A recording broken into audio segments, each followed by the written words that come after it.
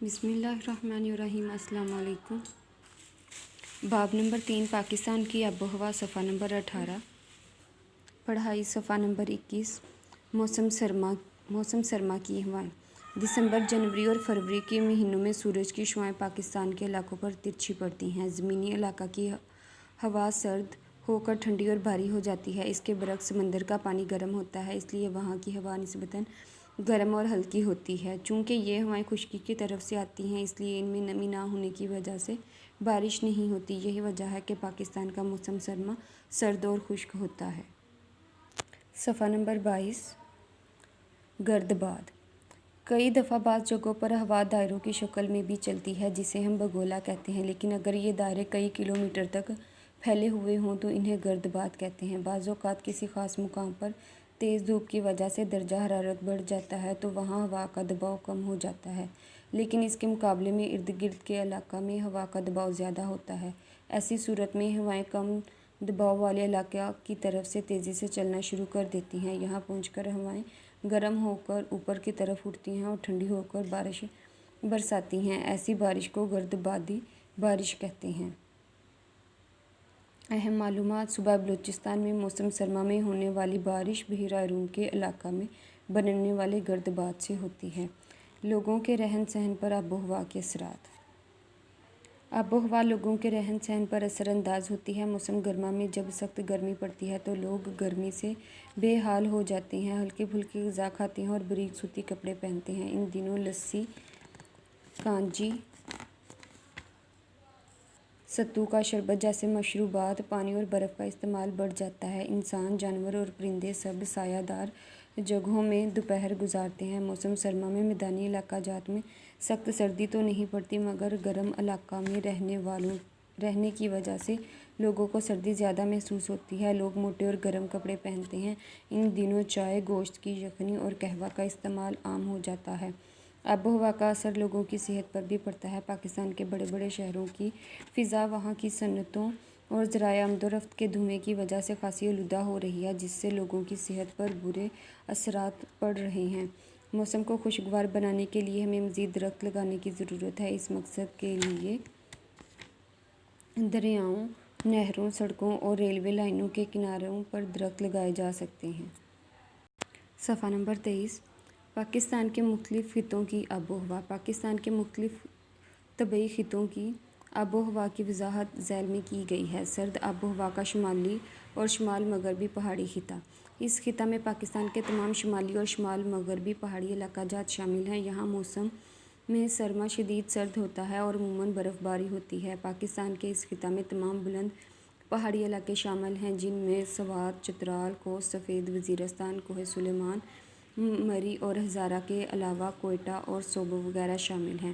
اس خطہ میں موسم گرما معتدل ہوتا ہے اور گرم علاقوں سے لوگ ان پہاڑی مقامات کا رخ کرتے ہیں۔ نمبر 2، بڑی آب و ہوا کا سطح مرتفع بلوچستان کا خطہ۔ آب و ہوا کے اس خطہ میں زیادہ تر صوبہ بلوچستان کا مغربی علاقہ شامل ہے۔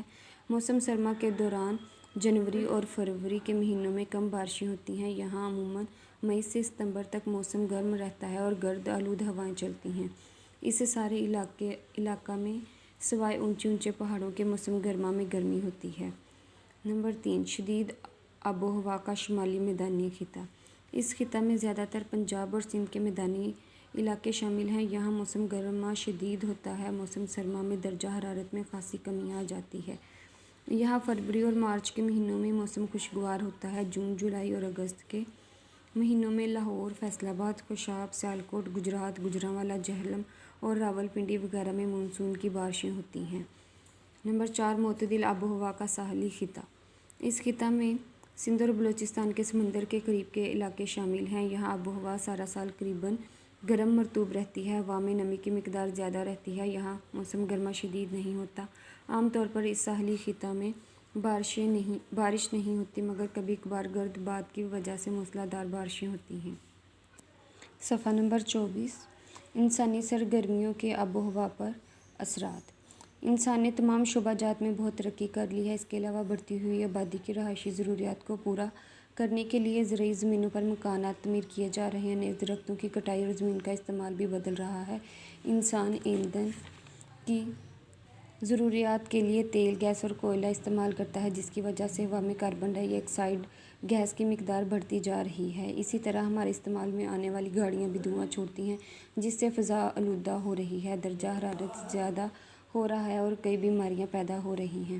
انسانی سرگرمیاں، گرین ہاؤس ایفیکٹ اور گلوبل وارمنگ۔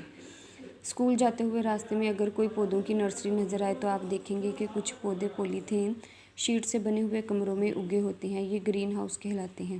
سورج کی شعاعیں ان کمروں میں داخل ہو سکتی ہیں مگر شعاعیں باہر نہیں نکل سکتی، جن کی وجہ سے ان کمروں میں درجہ حرارت بڑھ جاتا ہے، یہ گرین ہاؤس ایفیکٹ کہلاتا ہے۔ اس کے علاوہ انسانی سرگرمیوں کی وجہ سے ماحول میں کاربن ڈائی آکسائڈ، گرد و غبار اور دھوئیں کی مقدار بڑھ گئی ہے۔ ہوا میں ان عناصر کی موجودگی سے درجہ حرارت بڑھ جاتا ہے۔ اس کے علاوہ مختلف قسم کی انسانی سرگرمیوں کی وجہ سے زمین کا درجہ حرارت بڑھ رہا ہے۔